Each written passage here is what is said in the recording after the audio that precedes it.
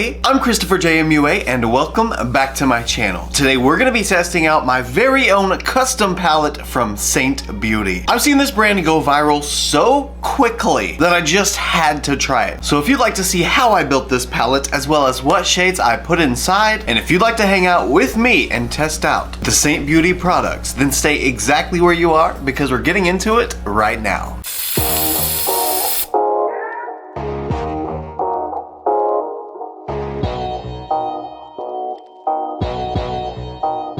The first thing I want to show you guys is the Seint official website and the palette builder tool. They do have other products available, but I've always been a fan of building custom palettes. I feel like it gives you a chance to really try out a brand with the shades that you might use normally before you commit to getting a bunch of other shades or a bunch of other products. I did actually start a series of ColourPop custom palettes, and if you guys want to see that, I'll leave it linked right up here. Those are so fun to build. They're just fun to build, they're fun to play with, but the palette builder on the Seint Beauty website performs almost identically to just about every other palette builder on websites I've used. But I just had to show you guys how absolutely easy it is to build your own palette. The only thing I wish they would change is where the eyeshadows are listed. I wish they would separate them by finish so you could see mattes in one column, shimmers in another column, metallics in another column, so it would be a little more clear because that was kind of confusing for me. But alas, I think I built a pretty good custom palette. Now everything did come in separated, so the eyeshadows and all the face pans were all in their own individual little baggies, and then you put it together when you get it. It's kind of fun. It makes it like a whole thing instead of just ordering a palette. It makes it a little more personal. Here's the palette I chose. It's orange and pink, super cute. They did have plenty of options to choose from, but they were out of stock on the black one that I wanted. It was really cool. And for the size, I chose the 8 pan size. They mean 8 face pans. Those are the face colors I chose. We've got an illuminator, well, like a highlighter or like a highlight color, a lip and cheek color, a bronzer, and a contour. I don't know if that contour is gonna work for me, but we'll try. And then the next layer is where I put my highlighter and all of my eyeshadows. So as you can see, the eye look that we're gonna be able to get out of this is gonna be a very basic, neutral, kind of glammy eye look. Like I said, I just wanted to create something that I knew I would be able to use just in case. And I kind of formed it where we can take it more warm and go sort of the espresso direction, or a little more cooler and kind of go a little more greigey. And of course, I really like metallic shimmer that'll pretty much work with anything, and the highlighter is also very close to that shimmer shade. Now the individual eyeshadow pans are $12 each, and the individual face pans are $14 each.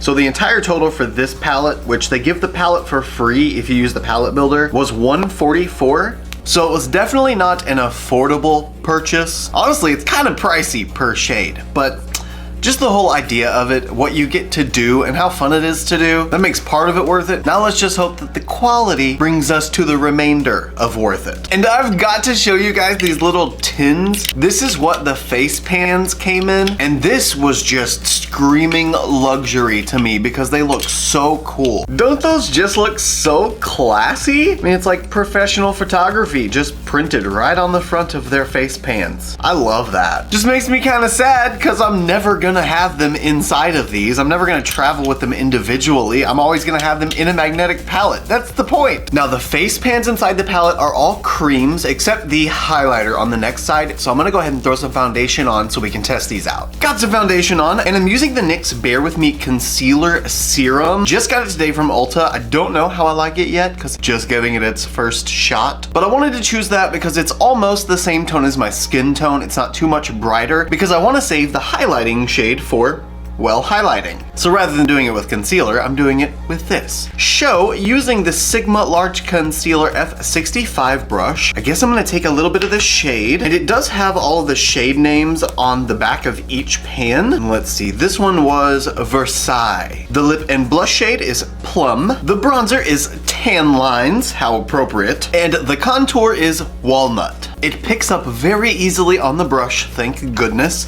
Now let's see what it looks like as it goes on. And like I said, I'm just gonna be using this for sort of brightening down my T-zone. I think we're looking okay on shade. I was very worried about that because online, of course, every screen is different, so every color that shows up on that screen is different. So it's really hard to tell shades and shade matching online. Luckily, most of the face products on the website are listed from light to dark, so you can kind of gauge things that way. It did make it a little bit easier when placing my order because I could tell it was organized by fair, light, light medium, etc, etc. Now I was going to go ahead and apply this with the brush and blend it out with the brush and just have it all done with the single brush, but I'm noticing now as I'm applying it and trying to blend it out, it's much stiffer than my foundation, so it doesn't want to glide and blend seamlessly. So I think I'm gonna have to go in with the sponge afterward. So I'm just gonna build it up with the brush and then I'll blend it with the sponge. The thing I'm probably most scared about with this light shade is I'm afraid it's gonna be one of those thicker creams that's gonna get really, really textured as it dries. So I'm hoping on the under eye it's not gonna do that. That's why I wanted to go ahead and put a concealer down first, just in case, so the concealer can sort of smooth everything out and this can just add the lightness on top of that. The sponge was the answer. That took away every single tiny bit of texture that we had. Now it's smooth and flawless and highlighted and brightened.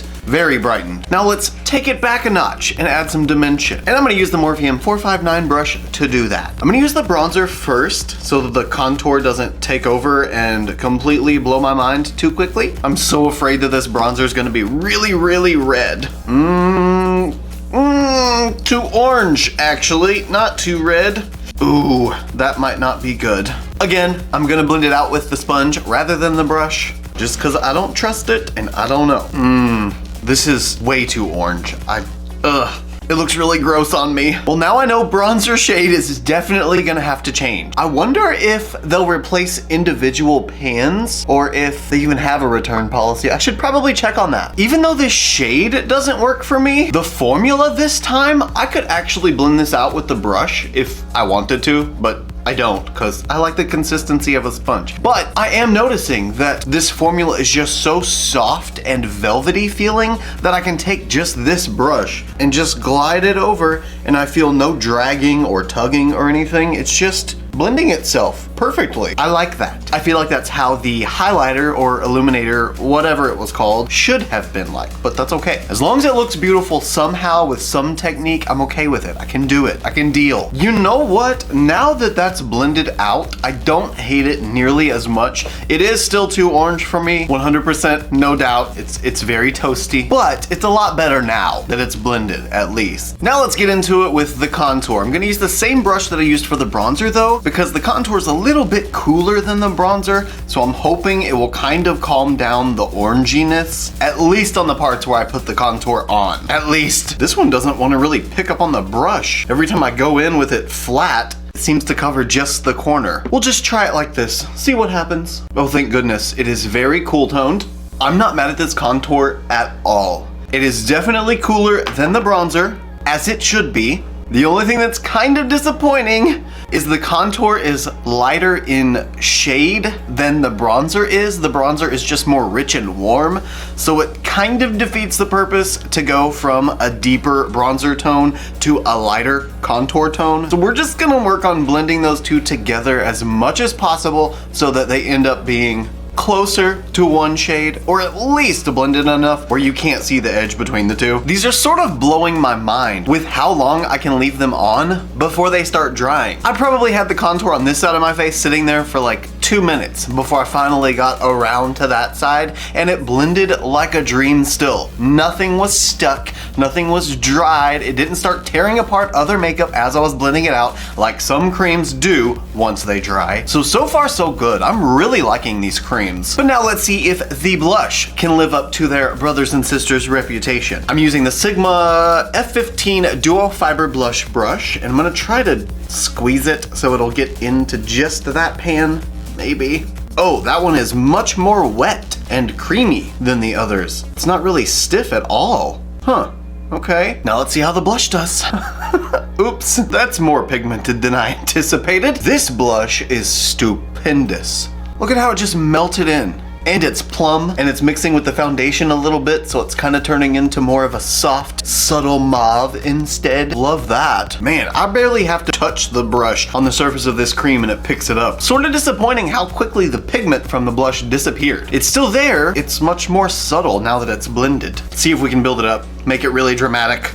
Extra plum. Yeah. like that. That's what I want. That's freaking beautiful. Freaking beautiful. All right, I am noticing a little bit of creasing and some slight texture where it's getting a little drier. So that's telling me I need to go ahead and go off camera and set my face. So I'm gonna do that and pretty much just get everything done and set in place. Then we can go in with the eyeshadows and the highlighter as well. Okay guys, all the other makeup is on. Now let's test out the eyeshadows. We're gonna just get this 1-2 smoky eye done, and hopefully the shadows achieve that goal. I'm gonna start with the Morphe M433 brush and the shade, this one. There is hardly any kickback in the pan when I poke the brush into it, and it still picks up quite a bit of pigment. Yay!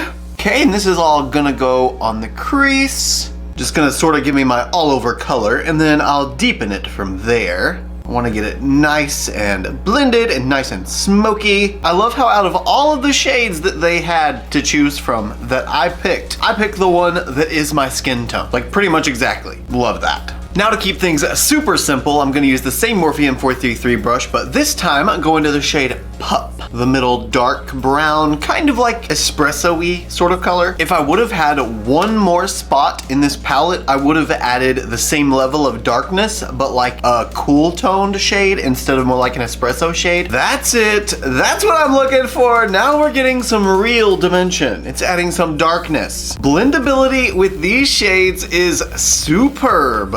Just look at the softness. Look at the borders and how there aren't solid edges. That's how you know you're working with a good eyeshadow. I am so happy with my custom palette so far. Yes, it's neutral. Yes, it's wearable. Not normally what I would pick, but it's working, and it's working well. Now I'm gonna take this e.l.f. X J-Kissa J4 brush and use the same dark brown espresso shade I've been using and just gently smoke that over my lower lash line. Oh, and the creasing I was experiencing earlier that I was talking about using the light illuminating shade, and it was creasing really bad under my eyes and on my forehead. Once I blended that out and set it, didn't budge at all after that. Didn't even think about moving. I have no creasing right now. It looks great. My skin looks flawless. So just know that you can smooth it out if it does crease. Something I'm really enjoying about these shadows too is that they're not so pigmented that you can't go back from them once you put it on, and you don't have to worry about it getting too extreme too quickly. You can just build it up slowly and it will get to the color that's in the pan,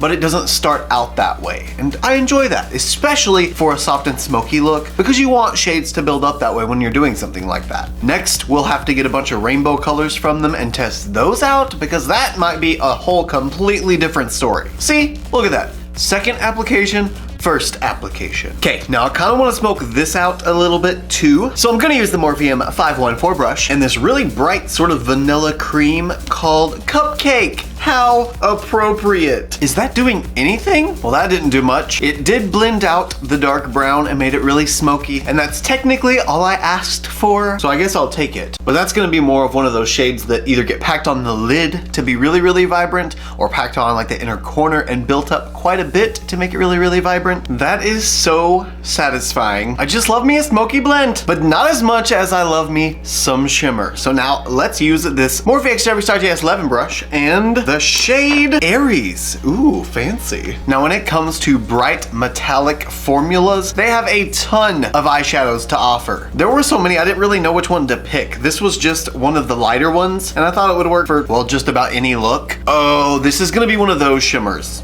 I just went into it probably 10 times and it picked up some dust, a little bit of dust. I'm gonna go ahead and put on what I scraped off, just see if anything happens.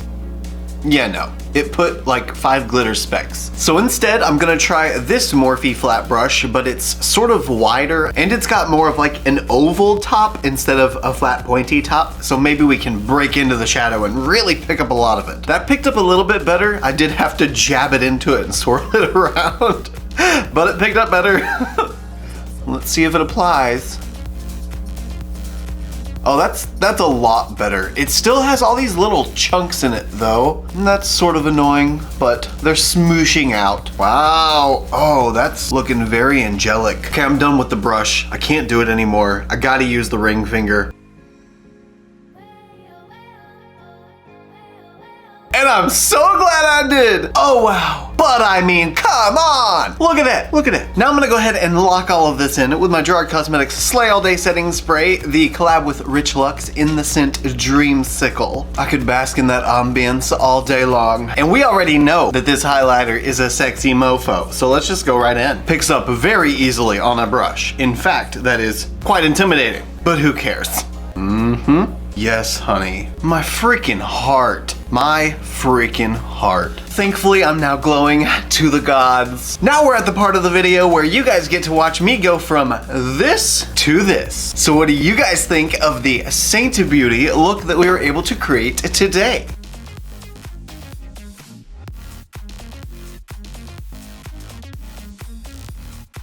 What do you guys think of it all? The palette itself, the shades inside, the eyeshadows, the face pans. What are your thoughts? What are your opinions? Let me know down in the comments. Let's talk about it. I assumed this was gonna be good based on the hype and the recommendations from everybody I saw recommending Seint Beauty, but I didn't expect it to blend in so beautifully and so perfectly on the face. I figured we were gonna run into that thick cream scenario where it just builds a lot of texture and makes your skin look not so fresh, but we didn't. It was all perfect. In fact, I feel like the lightener almost smoothed things out a little bit better after I set it than my regular concealer does. Honestly, the only thing that I can think of that I even had a problem with was the glitter fallout, or well, I guess is the glitter fallout, because it's definitely still there, okay? But now that I know all of the nude shades or closer to neutral shades work, and they work very, very well, I'm really excited to try out some colored shades and see if we can make some kind of a beautiful, colorful look and the colors be poppin', blend out, and apply flawlessly. Those are the three things I'm asking for. It's not too much, especially for $12 a shade. And that's it for the video. I hope you guys enjoyed it. If you did, please don't forget to give me a thumbs up just to let me know that you did. And if you're not yet, don't forget to hit subscribe. It's free. It doesn't cost you anything. It doesn't hurt anybody at all. So go ahead and hit the little button right down there. And you can't forget about the little notification bell right beside subscribe, because you want to be alerted every time I upload. You don't want to miss out. Unless you just don't think you're ready for this jelly, what are you gonna do? What are you gonna do? Also, if you like this look and you wanna see more looks like them, you can follow me on Instagram, Twitter, Snapchat, and TikTok. My username is the same for everything. It's just ChristopherJMUA. And if you gain nothing out of this video, if you gain nothing out of any of my videos, then please at least gain this. And that is to always remember and to never forget that you are absolutely beautiful. And I love you guys. Bye.